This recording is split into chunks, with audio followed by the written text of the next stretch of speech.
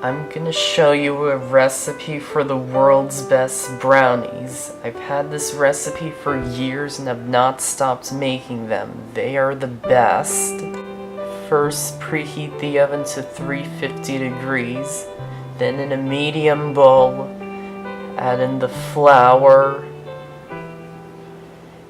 sugar, brown sugar, cocoa powder, and salt, and whisk them together to combine them. It's okay if there are still lumps. Then set the dry ingredients aside, and in a smaller bowl, add in a stick of butter and microwave it to melt it. If it seems quite hot, let it cool down, then add in the eggs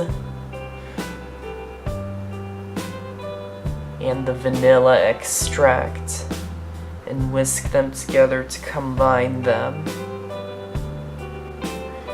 And add the wet to the dry ingredients and mix them together until combined.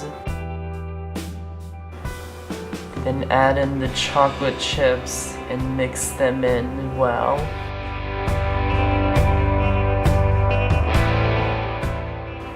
Grease an 8x8 square baking pan. Then pour the batter into the pan and spread it out evenly.